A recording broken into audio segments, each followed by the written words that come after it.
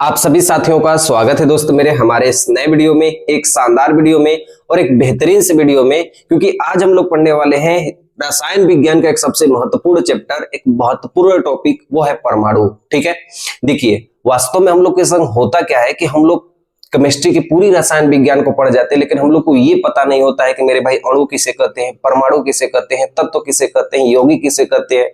जब तक आप ये कंसेप्ट आपका मजबूत नहीं होगा ना, आप पूरी रसायन विज्ञान को पढ़ लीजिएगा, लेकिन आपको वो पूरा थ्योरी आपको समझ में नहीं होगा, क्योंकि ये प्रैक्टिकल का पूरा सब्जेक्ट है। ठीक है, तो हम लोग आज पढ़ने वाले हैं परमाणु के बारे में। परमाणु के एक सिद्धांत को जानेंगे कि सबसे पहले परमाणु का सिद्धांत आया कहां से हम इलेक्ट्रॉन, प्रोटॉन, न्यूट्रॉन के बारे में जानते हैं, और ये मूलभूत मौलिक कण हमारे कौन कौन से तत्वों में कहां कहां होते हैं, ये सब कुछ हम सीखने वाले हैं।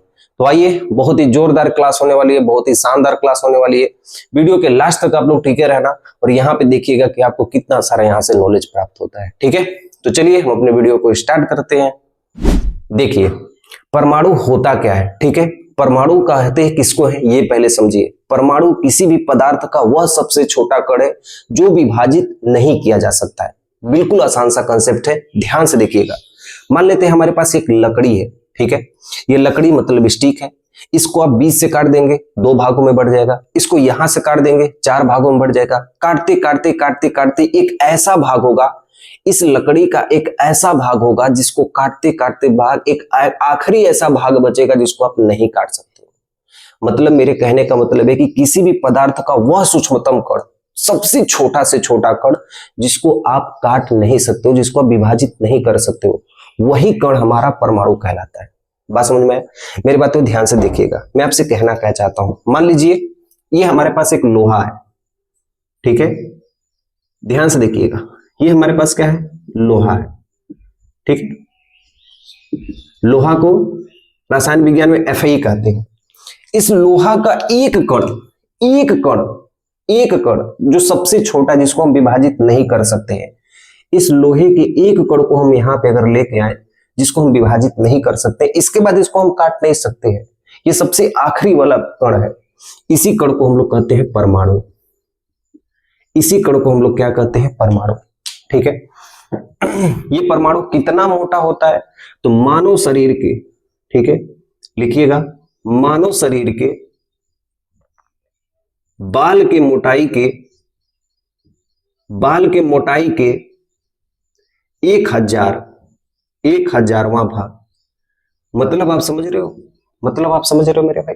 मतलब हमारे जो शरीर का ये जो एक बाल है ना, मानव शरीर का जो एक बाल है ना, इसके मोटाई का 1000वां भाग। अब आप ये समझो कि वो कितना पतला होता है, कितना पतला हमारा परमाणु होता है, कितना पतला होता है, कितना सूक्ष्मतम कण होता है। इसीलिए शुरू में ही कहा गया है कि जो परमाणु है वो किसी भी पदार्थ का सबसे सूक्ष्मतम कण होता है, जिसे हम विभाजित नहीं कर सकते। मतलब ये मान लेते हैं कि ये हमारा छोटा सा परमाणु है, और इस परमाणु को हम लोग 3 भागों में बांटे हैं। ठीक है, इस परमाणु को हम लोग 3 भागों में बांटे हैं। कौन कौन से? एक हमारा है इलेक्ट्रॉन,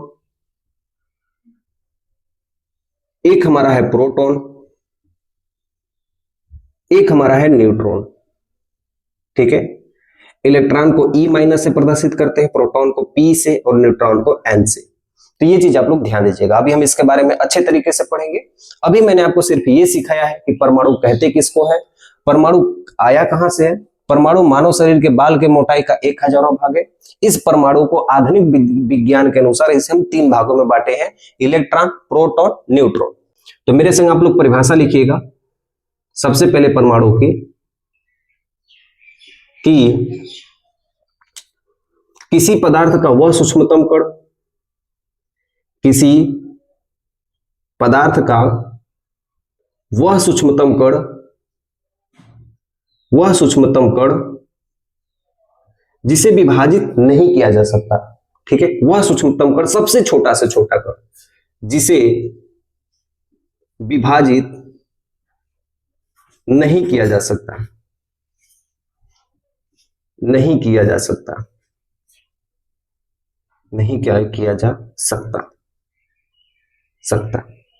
परमाणु कहलाता है, परमाणु कहलाता है। ठीक है, तो ये बात आप लोग ध्यान रखिएगा। सबसे पहले इतना कंसेप्ट आप लोग ध्यान दीजिएगा। अभी हम लोग जो पढ़ रहे हैं वो अकार्बनिक रसायन में, इनऑर्गेनिक केमिस्ट्री की रीढ़ की हड्डी कहा जाता है इसे, मतलब सबसे इंपॉर्टेंट चैप्टर कहा जाता है परमाणु के बारे में। ठीक है, परमाणु एक लैटिन वर्ड से लिया गया है, एटोमा शब्द से लिया है। परमाणु को जो शब्द देने वाले थे वो डिमेक्रिटस थे, लेकिन परमाणु के बारे में जो सबसे पहला सिद्धांत दिए थे वो डाल्टन दिए थे। दोनों में फर्क है।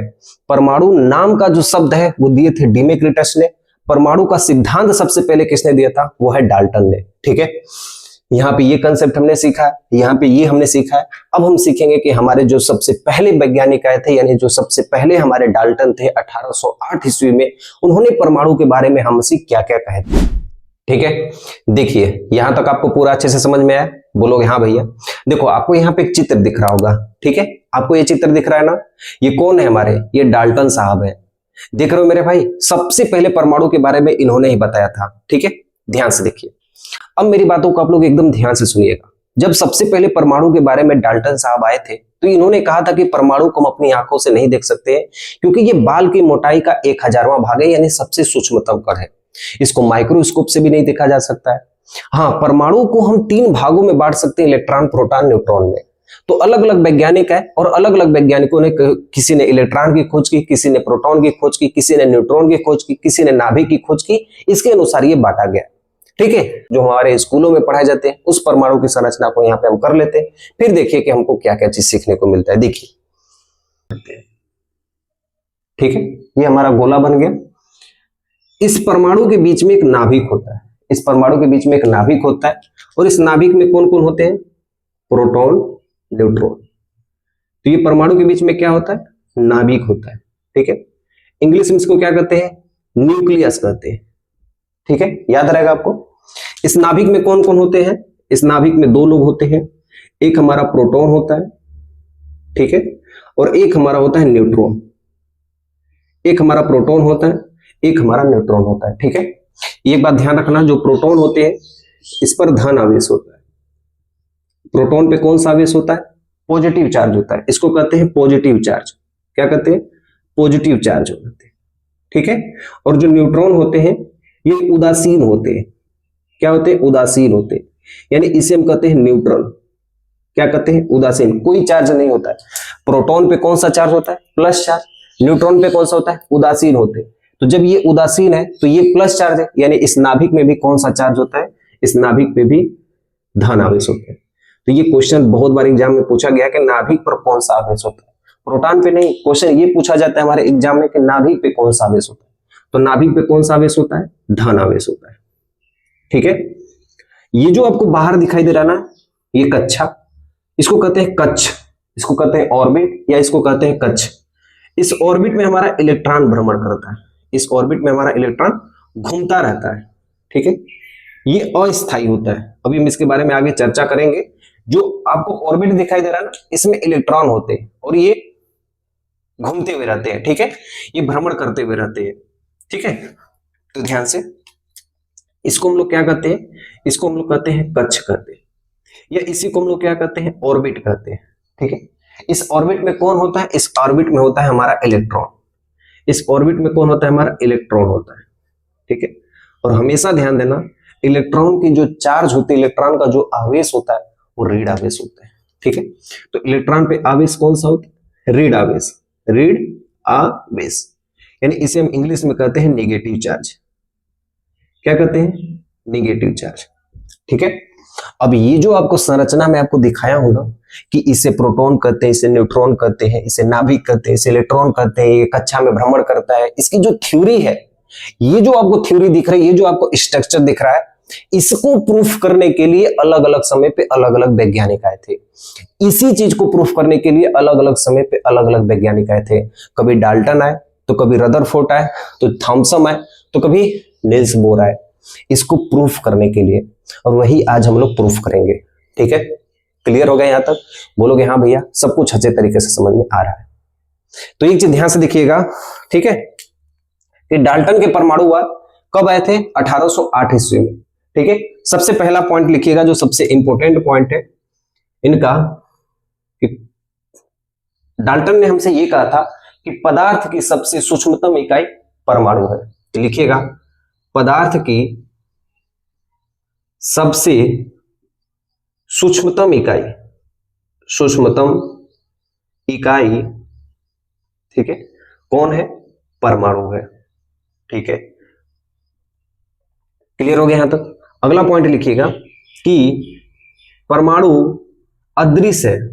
परमाणु अदृश्य है। अदृश्य का मतलब दृश्य नहीं, हमको दिखाई नहीं देती है, अदृश्य है। यानी हम अपनी आंखों से, ऐसे लिख लेना, हम अपनी आंखों से नहीं देख सकते हैं, आंखों से नहीं देख सकते हैं, नहीं देख सकते हैं, ठीक है। तीसरा जो पॉइंट आपको मैं बताया, परमाणु न तो उत्पन्न किया जा सकता है न ही नष्ट किया जा सकता है। तो अगला पॉइंट लिखिएगा कि परमाणु न तो उत्पन्न, ये बेसिक क्लास है, ठीक है, ये क्लास 10th में हो, 12th में हो, 9th में हो, 11th में हो, ये बेसिक क्लास है। एक बार इसको कर लोगे ना तो आपको जितने भी आके कंसेप्ट आपको दिखेंगे वो सब आसान लिखेंगे। तो परमाणु न तो उत्पन्न किया जा सकता है न ही नष्ट किया जा सकता है, ठीक है, न ही नष्ट किया जा सकता है, न ही नष्ट किया जा सकता है, किया जा सकता है। परमाणु न तो उत्पन्न किया जा सकता है न ही नष्ट किया जा सकता है, यानी इसको हम माइक्रोस्कोप से भी नहीं देख सकते हैं, ठीक है। भिन्न भिन्न तत्वों के अलग अलग परमाणु द्रव्यमान होते हैं, तो ये बात हम लोग आगे चर्चा करेंगे, ठीक है। अभी ये इलेक्ट्रॉन, प्रोटॉन, न्यूट्रॉन के बारे में नहीं बताए थे, ठीक है। अब इसके बाद जो बताने वाले होते हैं वो हमारे जे थॉमसन साहब होते हैं। जे थॉमसन साहब क्या कहते हैं उनके बारे में हम चर्चा करेंगे। सबसे पहले इसे नोट करिएगा, इसके बाद हम सीखेंगे कि जे थॉमसन साहब क्या कहते हैं। देखिए, नोट करिए मेरे भाई, इसके बाद हम समझेंगे कि थॉमसन का परमाणु मॉडल क्या था। देखिए, अब इसके बाद जो हमारे अगले वैज्ञानिक आते हैं वो जे थॉमसन साहब आते हैं। देखो यहाँ पे आपको एक चीज दिखाई दे रहा है कि कौन है हमारे वैज्ञानिक? जे थॉमसन साहब है, ठीक है। ध्यान से देखिए, ये 1891 ईस्वी में आते हैं, वो 1808 में आए थे, ये 1891 में आते हैं। और यही एकमात्र ऐसे हमारे वैज्ञानिक हैं जिन्होंने इलेक्ट्रॉन की खोज की थी। इन्होंने ही इलेक्ट्रॉन की खोज की थी। आज हम लोग पढ़ते हैं ना, ईटा पर नाचे नारद, इलेक्ट्रॉन की खोज जे थॉमसन ने किया था। कैसे किया था वो हम सीखेंगे, ठीक है। देखिए, सबसे पहले इन्होंने क्या किया था कि एक तरबूज लिया था। यहां पे आपको मैं तरबूज का चित्र दिखा रहा हूं। इस चित्र को एक बार ध्यान से देखिए, दिखाई दे रहा है ना? इस चित्र को देखिए ध्यान से। इसमें कुछ ऐसे भाग दिखाई दे रहे हैं, जिस तरबूज में एक लाल भाग होता है जो इसको हम लोग खाते हैं, और एक ऐसा भाग होता है जिसे काला काला, जैसे बिया देखें आप लोग ना, बीज जिसे कहते हैं, उसको हम लोग नहीं खाते हैं। तो उन्होंने कहा था कि जो ये लाल भाग है ना, ये लाल भाग क्या है? ये लाल भाग है धन आवेश। ये लाल भाग क्या है? धन आवेश है। और ये जो काला भाग है ना, जो बीज वाला दिखाई दे रहा है, इन्होंने कहा था ये इलेक्ट्रॉन है। इन्होंने क्या कहा था? इन्होंने कहा था इलेक्ट्रॉन है। इन्होंने ये कहा था कि ये तरबूज है, इस तरबूज में जो लाल खाने वाला भाग है ये हमारा धन आवेश है, यानी हम कह सकते हैं प्रोटॉन है। और जो हमारे पास जो ये जो हमारे पास ये बीज है, जो आपको बीज दिखाई दे रहा है, वो हमारा क्या है? वो हमारा इलेक्ट्रॉन है। तो इलेक्ट्रॉन की खोज किसने की? सबसे पहले इलेक्ट्रॉन की खोज इस मॉडल से किसने की थी? इलेक्ट्रॉन की खोज किसने किया था? थॉमसन ने किया था, ठीक है। तो ये बात आप लोग ध्यान रखिएगा, ठीक है। तो यहाँ पे आप लोग ऐसे लिखिएगा, मैं आप इस स्ट्रक्चर की संरचना आपको सिखा रहा हूं कि कैसे कैसे खोज हुई थी। अभी हमने परमाणु की खोज किए थे, अब इसके बाद परमाणु के बाद हम किसकी खोज कर लिए? इलेक्ट्रॉन की खोज कर लिए, ठीक है। देखिए, तो थॉमसन का परमाणु मॉडल कहा जाए या इसी को कहा जाए प्लम पुडिंग सिद्धांत। प्लम पुडिंग सिद्धांत, ये भी कहोगे तो भी काम चल जाएगा, ठीक है। या इसी को तरबूज मॉडल, भारत में इसको तरबूज मॉडल कहते हैं, ठीक है। एनसीईआरटी में भी आपको दिखेगा, इसको भारत में हम लोग कहते हैं तरबूज मॉडल, ठीक, याद रहेगा इतना। देखिए, इन्होंने कहा था कि एक तरबूज है, ठीक है, परमाणु एक तरबूज है, परमाणु एक तरबूज है, ठीक है। अब ये कंसेप्ट आप लोग ध्यान दीजिएगा कि परमाणु को इन्होंने माना था कि एक तरबूज है, उसमें जो लाल भाग है, उसमें जो लाल भाग है, ठीक है, वो लाल भाग क्या है? जो आपको दिखाई दे रहा है, यहाँ पे चित्र आपको दिखाई दे रहा है ना, तो उसमें जो लाल भाग है, जो खाने वाला भाग है, इसको हम कह सकते हैं जो खाने वाला भाग है, खाने वाला भाग है, ऐसे लिख लेना आप लोग, खाने वाला जो भाग है वो क्या है? धन आवेश है, वो क्या है? धन आवेश है, ठीक है। और इसमें जो काला भाग है, इसमें जो काला भाग है, या इसको हम कह सकते हैं जो उसमें तरबूज का जो बीज है, ठीक है, जो तरबूज का बीज है वो हमारा क्या है, इलेक्ट्रॉन है, वो हमारा क्या है, इलेक्ट्रॉन है। तो यहां पे आप एक और पॉइंट लिख दीजिएगा कि इलेक्ट्रॉन की खोज किसने की थी, इलेक्ट्रॉन की खोज किसने किया था, इलेक्ट्रॉन की खोज, ठीक है, ऐसे स्टार बना लेना, पूछा जाता है इलेक्ट्रॉन की खोज किसने किया था, तो ऐसे लिखना जे थॉमसन, जे थॉमसन, ठीक है। तो इलेक्ट्रॉन की खोज किसने किया था, जे थॉमसन ने किया था, ठीक है। क्लियर हो गया यहां तक, बोलोगे हाँ भैया बिल्कुल क्लियर हो गया। अच्छा लग रहा है आपको, बोलोगे हाँ भैया बिल्कुल अच्छा लग रहा है। मैं आपको एक एक चीज कंसेप्ट से सिखा रहा हूं, ठीक है। ये बात आप लोग मेरे भाई ध्यान रखना, एग्जाम में क्वेश्चन किसी भी तरीके से आपसे पूछ सकता है, ठीक है। क्वेश्चन इस तरीके से पूछ सकता है, प्लम पुडिंग सिद्धांत कब आया था, तरबूज मॉडल कब आया था, थॉमसन का परमाणु मॉडल क्या था, इलेक्ट्रॉन की खोज किसने की थी, लाल भाग क्या कहलाता है, और उसके बाद जो बीज दिखाई देता है वो हमारा क्या कहलाता है। तो कई सारी चीज यहाँ पे हो गया, तो इलेक्ट्रॉन की खोज ये कर दी। इसके बाद जो वैज्ञानिक आते हैं वो है रदरफोर्ड।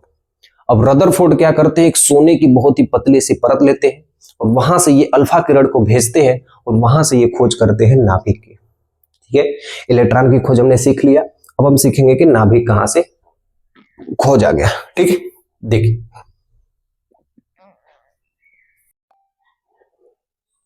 ठीक है, देखिए अभी हम लोग इसी को प्रूफ कर रहे हैं, इसी को प्रूफ कर रहे हैं। अरे मेरे भाई तब तक पहले आप ये तो जानोगे ना कि भैया इलेक्ट्रॉन कहां से आया है, भैया नाभिक की खोज किसने की थी, ठीक है। अब हम लोग पढ़ने वाले हैं किसकी बातें, अब हम लोग पढ़ने वाले हैं रदरफोर्ड का स्वर्ण पत्र model, one of the best in the chemistry, ये वाला मॉडल है, ठीक है। ध्यान से सुनिएगा, इन्होंने क्या किया कि एक बहुत ही पतली सोने की परत ले ली, स्वर्ण की परत यानी सोने की परत, लगभग 100 नैनोमीटर, परमाणु की 1000 मोटाई का इन्होंने एक सोने की पन्नी ले ली। उस सोने की पन्नी पे अल्फा किरण भेजे, इस सोने की पन्नी पर अल्फा किरण भेजे। हुआ क्या कि कुछ किरणें सीधी चली गई, कुछ किरणें मुड़ गई, कुछ किरणें वापस लौट गई। जो किरणें सीधी चली गई इसका मतलब इन्होंने कहा कि परमाणु के अंदर खाली हिस्सा है। जो किरणें विक्षेपित हो गई इसका मतलब इन्होंने कहा कि कुछ ऐसे कण हैं अंदर जो प्रतिकर्षण कर रहे हैं, और कुछ ऐसे कण हैं यानी परमाणु के अंदर द्रव्यमान है, इसका मतलब कुछ कण वापस लौट जा रही है। अरे मेरे भाई इसके अंदर यदि द्रव्यमान है, यहाँ पे गेंद मारोगे वापस लौट जाएगी, इसका मतलब कुछ ऐसी किरणें थी जो वापस लौट गई, इसका मतलब ये हुआ कि परमाणु के अंदर द्रव्यमान है। इसका मतलब जो नाभिक की खोज किए थे किसने किए थे, रदरफोर्ड ने किए थे। आपको यहाँ पे एक चित्र दिखाई दे रहा है, ये कौन है, हमारे रदरफोर्ड है। कौन है, हमारे रदरफोर्ड। 1911 ईस्वी में इन्होंने खोज किए थे नाभिक की। स्वर्ण पत्र मॉडल से इन्होंने ये प्रूफ किया कि यहां पर नाभिक की खोज हुई, ठीक है। देखिए मैं आपको पूरा डायग्राम बना के सिखाता हूं, ध्यान से डायग्राम को देखिएगा, सीखिएगा, यहां से समझिएगा कि कहीं वाकई में हमारे जो रदरफोर्ड थे उन्होंने क्या कहा था। देखिए यहां पे क्या है, लेप लगा हुआ है। लेप का मतलब ऐसे समझ जाइए कि यहाँ पे जिंक सल्फाइड का लेप लगा हुआ है, जिंक सल्फाइड का लेप लगा हुआ है, ठीक है। यहाँ पे जिंक सल्फाइड का क्या हुआ है, लेप लगा हुआ है। आप दो चीज हमेशा याद रखिएगा कि यदि ये धन है, ये भी धन है, ये धन आवेश है, ये धन आवेश है, तो आपस में ये क्या करेंगे, ये प्रतिकर्षण करेंगे। ये क्या करेंगे मेरे भाई, प्रतिकर्षण करेंगे। और यहाँ पे ऋण है, एक धन है एक ऋण है, तो ये आपस में क्या करेंगे, ये आपस में आकर्षण करेंगे। इतना तो मेरे बात सब कोई जानता है, ठीक है, इतना बात हर कोई जानता है। अब ये बात ध्यान से देखिए, ये हमारे पास हो गई सोने की पन्नी, ये हमारे पास हो गई सोने की पन्नी, यानी इसको हम कहेंगे स्वर्ण पन्नी। और यह जो स्वर्ण पन्नी है ना 100 नैनोमीटर की है। 100 नैनोमीटर का मतलब हो गया कि मेरे भाई 100 नैनोमीटर को यदि आप ऐसे तोड़ोगे तो 100 गुणे 10 के घाते -9 होगा, ठीक है। 100 नैनोमीटर ऐसे लिख लेना, नैनोमीटर। इसका मतलब हुआ कि 10 के घाते 2 गुणे 10 के घाते -9, और एक प्लस हो एक माइनस हो तो ये गुणा में घात जुड़ जाते हैं, इसलिए यहाँ पे होगा 10 के घाते -7। तो एग्जाम में आपसे ये भी पूछ सकता है कि कितनी मोटाई के पन्ने लिए थे, या ये भी आपसे पूछ सकता है कि 10 के घाते -7 या 100 नैनोमीटर, दोनों एक ही बात है, ठीक है। तो इन्होंने सोने की पन्ने ले, एक तरफ जिंक सल्फाइड का लेप किया और यहाँ से अल्फा किरण की बौछार करवाई। अब ये भी समझिए कि अल्फा किरण क्या होती है, ऐसे आप बॉक्स बना लीजिएगा और ऐसे लिखिएगा अल्फा किरण। अल्फा किरण किसको कहते हैं, तो हीलियम के नाभिक में यदि 2 इलेक्ट्रॉन हो और इसका परमाणु भार 4 हो तो ये अल्फा किरण कहलाती है। इस सोने की पन्नी पे इन्होंने अल्फा किरण की बौछार करवाई। ध्यान से सुनिएगा, इस सोने की पन्नी पर अल्फा किरण की बौछार करवाई। 1 2 ठीक है, 3 4 ठीक है, 5 6 7, 1 2 3 4 5 6 7। अब ध्यान से देखिए, ये कौन सी कड़ है? ये अल्फा कड़ है। अल्फा कड़ प्लस में होती है। ये कौन सी कड़ है? अल्फा कड़ है। ये सब कौन सी अल्फा कड़ है? ठीक है, ये बात आप लोग ध्यान रखिएगा, ये सब अल्फा कड़ है। ये अल्फा किरण की क्या की गई? बौछार करवाई गई, यहां से भेजा गया। अब हुआ क्या कि ये जो आपको दिखाई दे रहा है ना, कुछ कड़ सीधी चली गई, कुछ कड़ सीधी चली गई। इसका मतलब ये हुआ कि परमाणु के अंदर कुछ भाग खाली है, इसलिए ये अल्फा किरण क्या हो गई? सीधी चली गई। ध्यान से सुनिएगा, कुछ कण क्या थी? सीधी चली गई। कुछ कण क्या थी? मुड़ गई। कुछ कण क्या थी? मुड़ गए। कुछ अल्फा कण क्या हो गए? मुड़ गए। जब मुड़ गए तो इसका मतलब यह हुआ कि परमाणु के अंदर कहीं ना कहीं धन आवेश है, और जब धन आवेश है मेरे भाई, अल्फा किरण धन आवेश और अंदर भी धन आवेश, धन धन आपस में क्या करते हैं? प्रतिकर्षण, आपस में दूर भागेंगे। दूर भागेंगे, इसका मतलब ये होगा कि परमाणु के अंदर कोई ना कोई धन आवेश है, इसलिए ये अल्फा किरण क्या हो गई? मुड़ गई। बात समझ में आ रही है? इसका मतलब ये होगा कि परमाणु के अंदर धन आवेश है, इसलिए जो अल्फा किरण आई है ये मुड़ गई है। अगर ऋण आवेश होता तो ये ऐसे झुक जाती, और धन आवेश है तो इसका मतलब मुड़ गई है, यानी विक्षेपित हो गई है। बात समझ में आ रही है?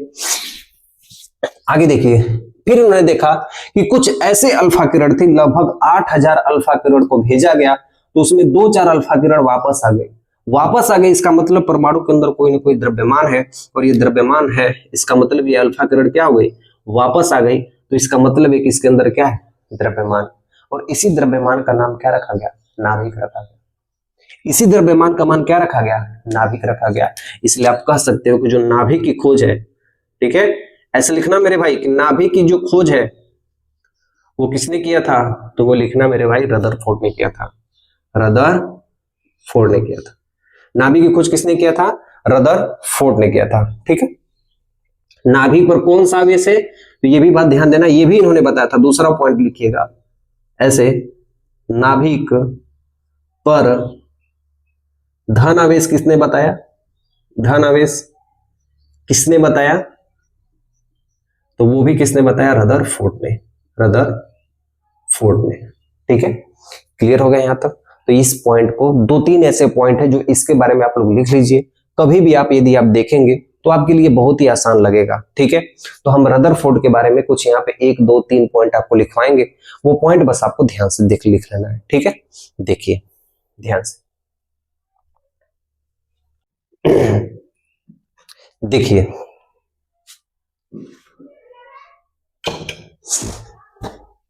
ठीक है, देखिए अब मेरी बातों को एकदम ध्यान से सुनिएगा। मैं आपसे कहना क्या चाहता हूं, रदरफोर्ड ने यहां तक तो बात ठीक है, यहां तक उन्होंने की थी। मैंने आपसे क्या कहा था कि हर एक इंसान के अंदर हर एक खूबियां होती है, लेकिन कुछ ना कुछ कमियां भी होती है। इन्होंने ये सिद्ध नहीं कर पाया, इन्होंने यानी रदरफोर्ड ने ये नहीं सिद्ध कर पाए कि इलेक्ट्रॉन जो है ये बाहरी कक्षा में जो घूम रहे हैं, एक निश्चित कक्षा में ही क्यों घूम रहे हैं। मेरी बात ध्यान से सुनिएगा, मैं आपसे क्या कहना चाहता हूं। जैसे मान लीजिए ये हमारे पास क्या है? ये हमारा नाभिक हो गया, ये भी बात ठीक है, और ये हमारा क्या हो गया? इलेक्ट्रॉन हो गया।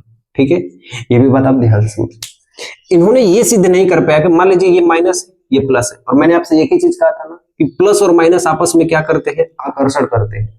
अब ये इलेक्ट्रॉन बाहरी कक्षा में ऐसे घूमेगा, ऐसे घूमेगा, ऐसे घूमेगा, ऐसे घूमेगा, ऐसे घूमेगा, ऐसे घूमेगा, ऐसे घूमते घूमते घूमते, क्योंकि इलेक्ट्रॉन चक्कर लगा रहा है, चक्कर लगाते लगाते लगाते आकर्षण करते करते करते ये नाभिक में आके गिर जाएगा। अगर मान लो मेरे भाई जब इलेक्ट्रॉन ही आके नाभिक में गिर जाएगा तो उसका अस्तित्व कोई होगा? उस तत्व का कोई अस्तित्व होगा? नहीं होगा। ऐसा हुआ तो उस परमाणु का कोई अस्तित्व नहीं होगा। मतलब रदरफोर्ड ने ये खोज करने में असमर्थ हो गए कि किसी भी तत्व का जो परमाणु में इलेक्ट्रॉन होते हैं वो इलेक्ट्रॉन एक निश्चित कक्षा में चक्कर लगा सकते हैं। इन्होंने ये खोज नहीं कर पाए। तो एक बात मेरे भाई ध्यान से यहाँ पे लिखिएगा, यहाँ पे नोट करके लिखिएगा। ठीक है, ऐसे नोट करके लिखिएगा। ठीक है, कि इलेक्ट्रॉन नाभिक के चारों ओर एक निश्चित कक्षा में चक्कर लगाते हैं। इलेक्ट्रॉन नाभिक के चारों ओर एक निश्चित कक्षा में चक्कर लगाते हैं, एक निश्चित कक्षा में चक्कर लगाते हैं, यह सिद्ध करने के लिए असमर्थ रहे, यह सिद्ध करने में असमर्थ रहे, मतलब ये सिद्ध नहीं कर पाए, असमर्थ रहे। ठीक है, और यहां पे लिख देना कि यदि ऐसा हुआ, मतलब ये इलेक्ट्रॉन आके यदि इस परमाणु में गिर जाएगा, इस नाभिक में गिर जाएगा, तो ऐसा हुआ तो परमाणु स्थिर नहीं होगा, परमाणु स्थिर नहीं होगा, नहीं होगा। बात समझ में आ रही है? देखो एक्चुअली क्या है कि जब हम क्लास 10th में अपनी पढ़ाई कर रहे थे तो हमारे पास टोटल 70 नंबर का एग्जाम में आया हुआ था। ठीक है, मेरे आए थे पूरे 10th में 90%।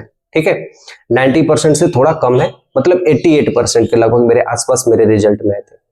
जब मैं अपना क्लास 10th का एग्जाम दे रहा था उस समय मैं जो ये केमिस्ट्री का पार्ट है ना, इसको किया ही नहीं। मतलब 3 सेक्शन होते हैं ना, खंड क, खंड ख, खंड ग। तो मैंने फिजिक्स का किया, मैंने बायोलॉजी का किया, लेकिन केमिस्ट्री किया ही नहीं। क्यों नहीं किया? क्योंकि हमारे स्कूल में केमिस्ट्री नहीं पढ़ाया गया था, हमारे कोचिंग में केमिस्ट्री नहीं पढ़ाया गया था। इस कारण मुझे केमिस्ट्री नहीं ज्ञान था। केमिस्ट्री के बेसिक चीज क्या था, ये चीज मैं आप लोग के संग नहीं होने दूंगा। मैं वो चीज आपको एक एक चीज करके बताऊंगा। अगर ये नोट्स आपके पास होंगे ना, यकीन मानना बहुविकल्पी प्रश्न का भी कोई क्वेश्चन गलत नहीं होगा, क्योंकि इसके पीछे कई सारी मेहनत छुपी होती है। क्योंकि मेरे भाई इसको बनाने के लिए मैं पहले एनसीईआरटी को देखता हूँ। एनसीईआरटी क्या आपसे पूछ सकता है एग्जाम में, एनसीईआरटी के अनुसार आपके क्वेश्चन बनाए जाएंगे। एनसीईआरटी आपको पूछ सकता है। एनसीईआरटी को ध्यान रखते हुए, प्रीवियस ईयर के क्वेश्चंस को ध्यान रखते हुए मैं आपको ये सारे कंटेंट आपको बना के देता हूँ। अगर ये क्लास यदि आप पूरा क्लास लास्ट तक आप लोग देखते हो तो यकीन मानो परमाणु नाम से आपको प्यार हो जाएगा और ये आप सीखोगे कि नहीं वास्तव में परमाणु है क्या। मैं आज की जो क्लास है ना, वो सिर्फ आपको सिद्धांत के बारे में बता रहा हूं कि किस तरीके से इलेक्ट्रॉन, प्रोटॉन और न्यूट्रॉन के सिद्धांत आपस में आए थे, कैसे हमारा ये स्ट्रक्चर बना था। इसको मैं मिटाया क्यों नहीं हूं, क्योंकि मैं आपको ये प्रूफ करवाने में लगा हूं कि इलेक्ट्रॉन कहां से आया है, नाभिक कहां से आया है। ठीक है, इलेक्ट्रॉन निश्चित कक्षा में चक्कर क्यों लगाते हैं, प्रोटॉन और न्यूट्रॉन क्यों है, इसके नाभिक में धन आवेश क्यों है, और ये प्रोटॉन है, ये न्यूट्रॉन है, धन आवेश है, उदासीन है, आखिर ये कारण क्या है। बात समझ में आ रही है? तो इस चीज को हम प्रूफ कर रहे हैं। ठीक है, तो देखिए यहां पे हमने सीख लिया है, हमने ये सीखा है कि भैया रदरफोर्ड ने इस चीज की खोज नहीं कर पाए कि इलेक्ट्रॉन है वो स्थिर कक्षा में चक्कर लगाता है, एक निश्चित कक्षा में चक्कर लगाता है। अगर ये इलेक्ट्रॉन माइनस है और प्रोटॉन नाभिक प्लस है, तो मेरे भाई यदि ये आपस में आकर्षण करेंगे तो इलेक्ट्रॉन घूमते घूमते घूमते आके यहीं पे गिर जाएगा।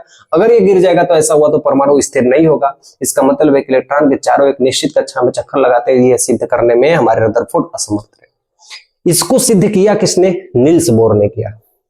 इसको सिद्ध किसने किया? नील्स बोर ने किया। तो चलिए नील्स बोर के बारे में सीखते हैं कि उन्होंने आखिर क्या कहा था। देखिए चौथे नंबर पे लिखिए, नील्स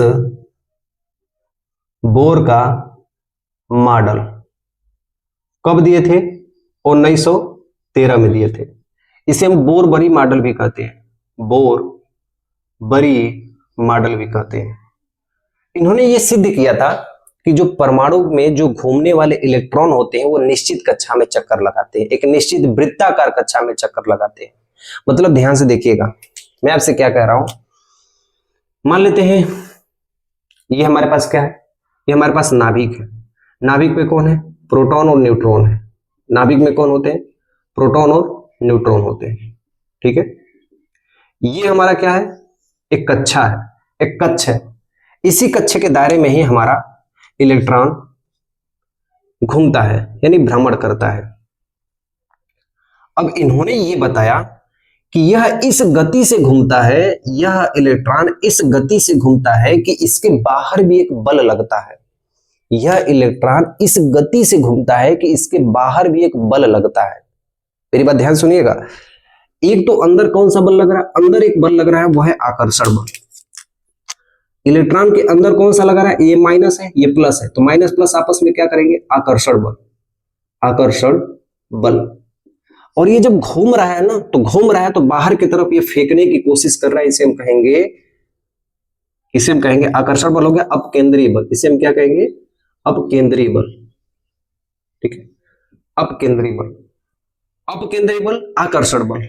अब दोनों में मेरे भाई ध्यान से देखिएगा, अगर आप देखें मथनी, मथनी का मतलब समझ रहे हो, जो मक्खन निकालने वाली चीज होती है, ऐसे ऐसे करते हैं, तो वहां पे आप देखोगे कि जैसे हम इसको करते हैं, जो दूध होते हैं ना, जो मक्खन होते हैं ना, वो मतलब कुछ दूरी पे चले जाते हैं। या एक प्रकार से देखिए कि साइकिल का टायर है, उसको खूब घुमाइएगा, ठीक है, आप देखिएगा कि एक तो अंदर से बल लग रहा है, ऊपर से बाहर में जैसे ही आप कहीं पे छुएंगे, आपका हाथ तुरंत झटक देगा। ऐसे क्या करेगा, आपको तुरंत झटक देगा। मेरी बात समझ रहे हैं? मतलब एक तो अंदर भी बल लग रहा है और इलेक्ट्रॉन इतनी तेजी से घूम रहा है कि बाहर की तरफ भी एक बल लग रहा है। मथनी हो गया, साइकिल हो गया, पहिया हो गया, लट्टू हो गया, उसमें देखेंगे कि एक अंदर की तरफ बल लगेगा, एक बाहर की भी तरफ बल लगता है, ठीक है। देखिए, तो ये आकर्षण बल है, ये अपकेंद्री बल। कहा जाता है कि आकर्षण बल और अपकेंद्री बल ये इस अनुपात में होते हैं, ये इस अनुपात में होते हैं ताकि ये इलेक्ट्रॉन अंदर की कक्षा में नहीं गिर पाता है, ठीक है।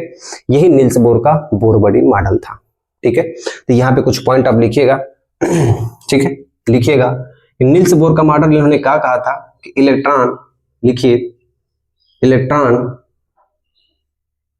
नाभिक के चारों ओर दीर्घ वृत्ताकार, वृत्ताकार का मतलब गोला हो गया, और दीर्घ वृत्ताकार का मतलब ऐसे हो गया।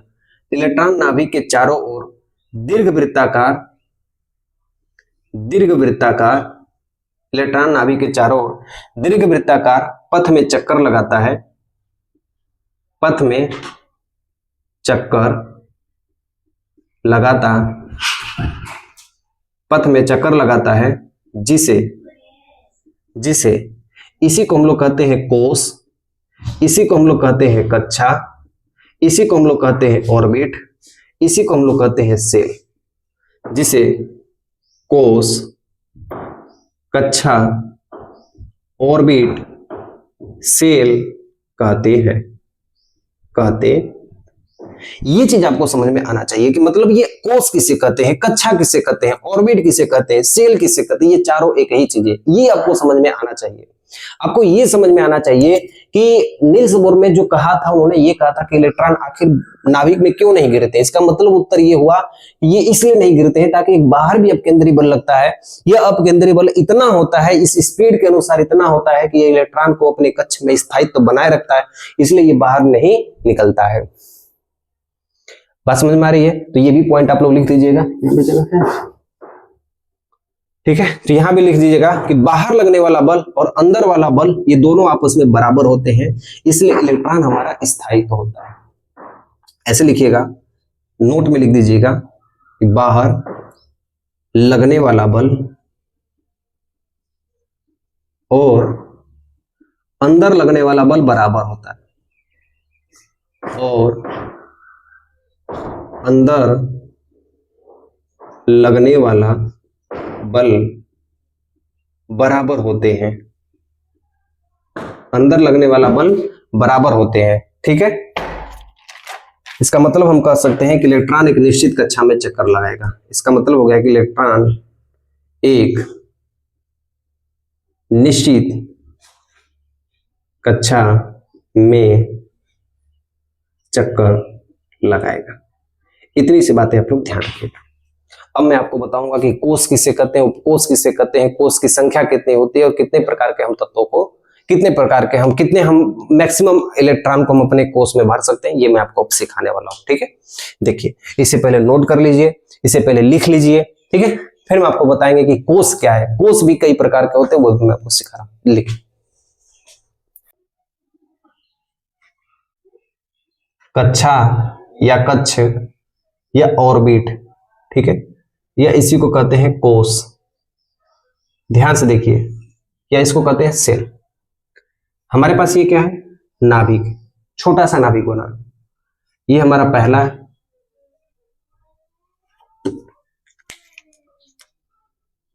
नाभिक है, पहला कोष, दूसरा कोष, तीसरा कोष, चौथा कोष या कक्षा, ठीक है। इसका हम नाम दे देते हैं, ये हमारा क्या हो गया, इसको हम ब्लैक से रंग देते हैं, ये हमारा हो गया नाभिक।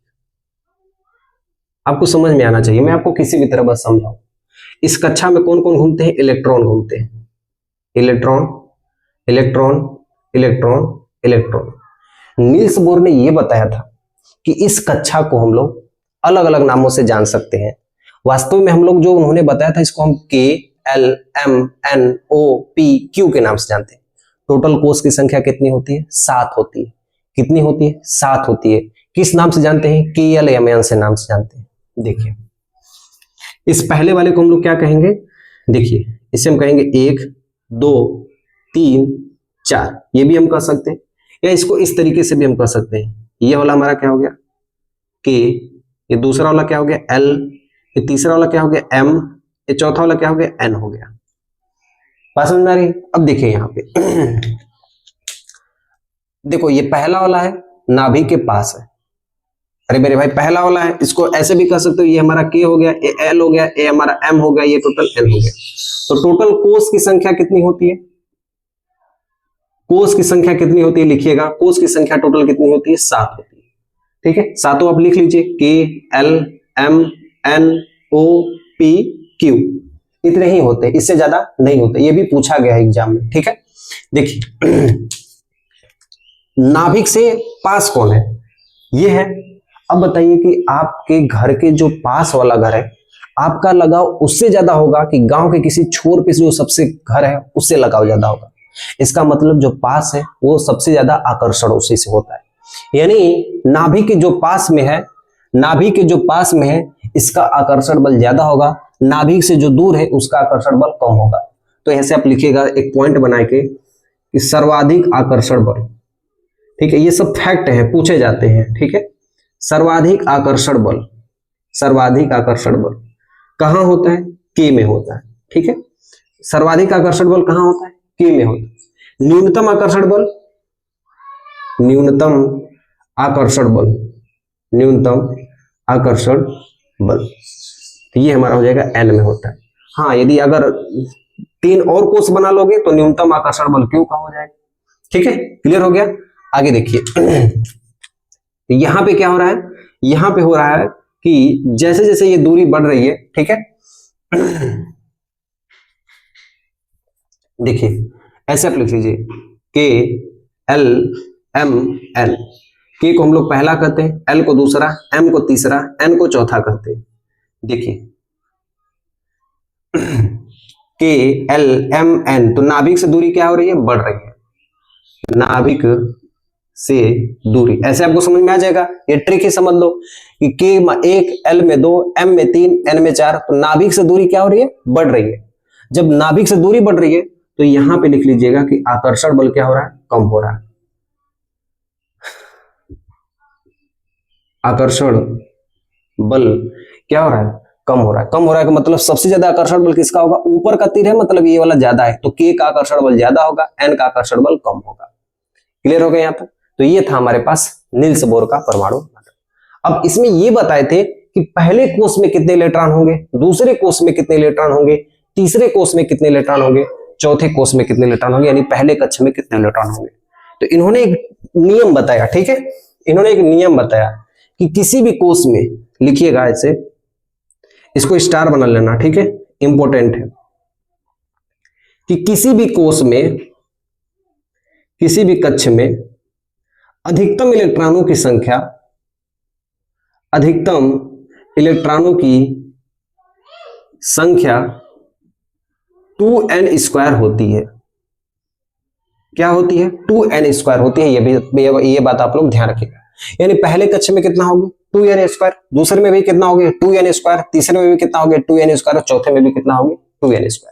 जैसे देखिए यहाँ पे, यदि मुझे के में ज्ञात करना है कि कितने इलेक्ट्रॉन को हम भर सकते हैं, इस के वाली कक्षा में हम कितने इलेक्ट्रॉन को भर सकते हैं, उससे ज्यादा इलेक्ट्रॉन के वाले में नहीं होंगे, तो क्या करेंगे?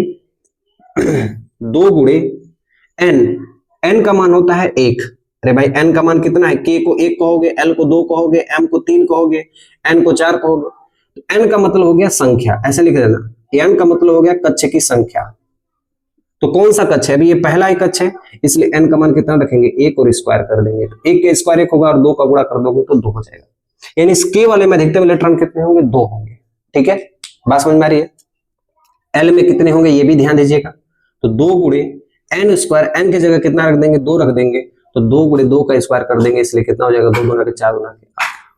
उसी तरह m का कर देंगे तो m का मतलब हो गया 1 2 3, कितने कक्ष है 3 कक्ष है, तो क्या होगा 2 गुणे 3 का स्क्वायर, 3 3 के 9, 9 दूना कितना हो जाएगा 18। और n में यदि बात की जाए तो n में 1 2 3 4 कक्ष की संख्या टोटल कितनी है 4 है, तो यहाँ पे हम लिख देंगे 4 का स्क्वायर और 4 चौके 16 दूना के कितना हो जाएगा 32 हो जाएगा। बात समझ में आ रही है? तो ऐसे करके हम अपने इसको हम बनाते हैं, ठीक है। तो यहाँ पे हमने आपको बताया है कि नील्स बोर का परमाणु मॉडल क्या है। इसके बाद जो वो आपका टॉपिक है अगला वो है इलेक्ट्रॉनिक विन्यास, ठीक है।